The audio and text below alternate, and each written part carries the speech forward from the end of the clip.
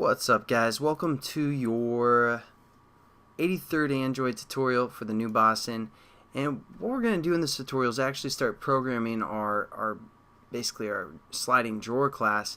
And what I've done is I've set up the Java class called Slider. You guys should have that set up.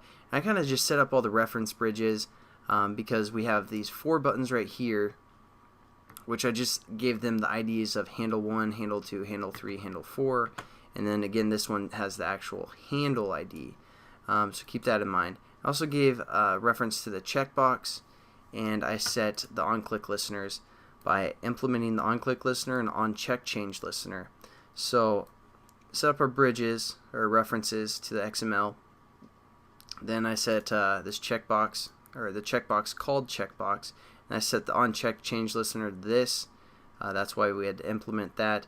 And I set all of our buttons the set on-click listener to our on-click listener that we implemented down here.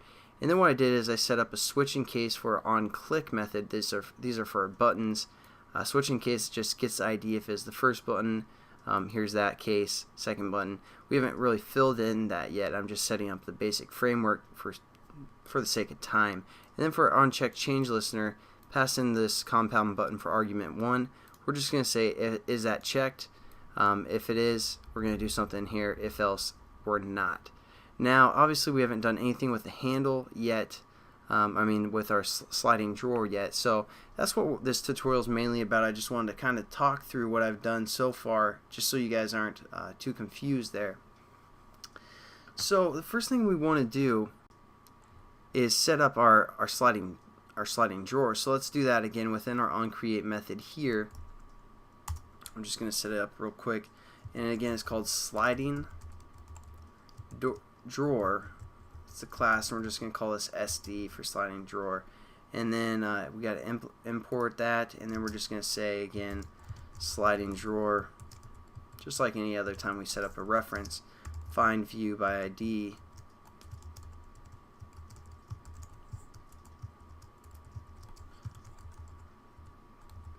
And then it was sliding D was the ID we gave our sliding drawer.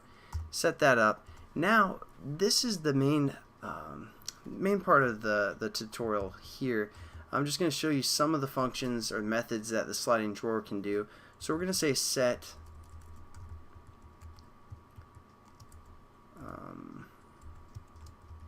on drawer close, set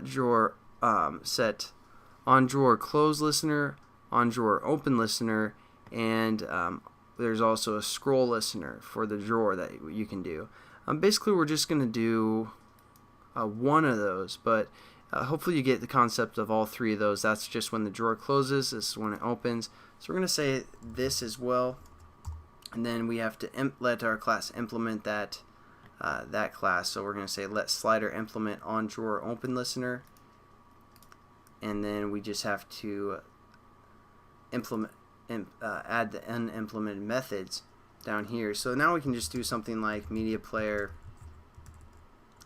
mp equals media player dot create, and context this for class id r dot raw dot explosion, and then we're just gonna do mp dot start. So now when our drawer closes, it's going to just start a explosion noise that we have in our resources. Again, that's not review, but that's just one of the methods that we can use. Now something else we can do is basically we can toggle our drawer through code. So let's say we hit the first button, we can say our SD slider, our slider drawer, which we called SD, we can say dot, and again we have to establish for above this on create method so our whole class can use it. So again we're just going to say SD there and define the variable above, and then we can do SD dot open, SD dot let's not do that one. We're going to do, for the 4th button, we're going to say SD dot close, and the third button is just going to toggle it. Whether it's open or closed, it's going to toggle to the other option. So I mean, these are just some of the methods that we can use for the sliding drawer. Again, that's kind of what I wanted to show you guys. And then one other thing that we can do is if that box is checked, we can also do sd.lock, and that won't allow our slider or our handle to work. It's going to lock it in sd.unlock here. I know I'm going kind of quickly, but hopefully by now in the series you guys kind of understand the concepts. I just wanted to show you some of the methods that we can use for the sliding drawer and how they work. Not necessarily get into the actual coding, just some of the methods. Again, we just set up our slider and we say on open listener. So let's just check it out, make sure everything works.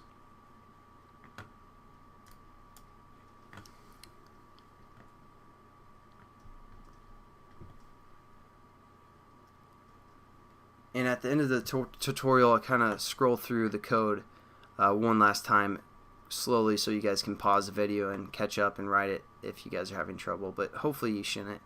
So we're going to open up our slider class,